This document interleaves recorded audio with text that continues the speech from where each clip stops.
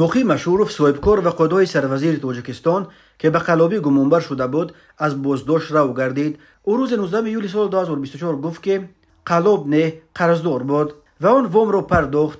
اشورف 2 ماه در بازداشت بود و در میانه ماه ایول بعد پرداخت قرضش او را رو کردند. به گفته این صاحبکار بازداشت او به دعوای یک مزاجش ربط داشت. آخر ماه می از ریاست کارهای داخلی ولایت سوق گفته بودند که مقیم شوروف از یک ساکن شهر خوجند برای فروش مغازه چهارشانه $320,000 گرفته، بعداً آن مغازه را باز به کس دیگر فروخته است، اما مبلغ اول را باز پس نداده است. حالا این داد و گرفت ها را حسابی کردند و بس پیش از آن که به دادگاه رسد حل شده است.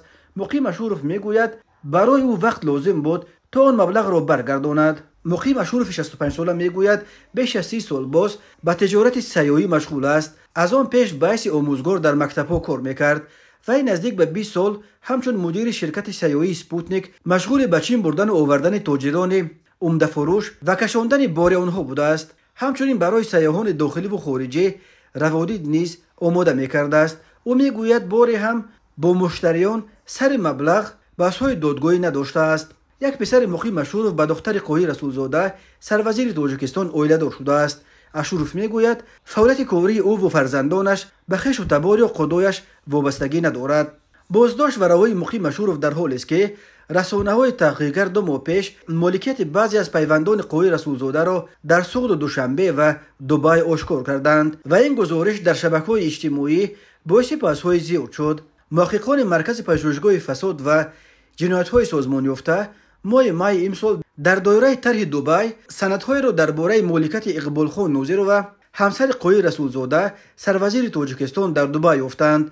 بنا به این سندها خانم نوزیر و صاحب 2 ویلا در دبی بوده است که ارزش آنها در عموم به $1,436,000 میرسد. در پی نشر این خبر با امضای کاتب سروزیر جمهوری تاجیکستان از ایمیلی که ظاهرا به سروزیر تعلق دارد نامه رسید که در آن گفته می شود جواباً به گزارش رادیوی آزادی از 16 می سال 2024 که از جمله در شبکه‌های اجتماعی انتشار شد اطلاع می دهیم که معلومات این خبر درباره به همسر سروزیر تاجیکستان منسوب بودن ویلاها اساس واقعی ندارد و به حقیقت راست نمی آید. اما در گزارش مرکز پژوهشگاه فساد و جنایت‌های سازمان یافته خانه‌هایی که به همسر نخست وزیر ربط داده می شوند با سراغشان در شهر دبی نشان داده شده است. در تحقیقات همچنین آمده است که فرنگیس عظیم و دختر قاهی رسولزاده نیز در دبی اموال غیر منقول دارند و سال 2011 زمانی که همگی 24 سال داشت در دبی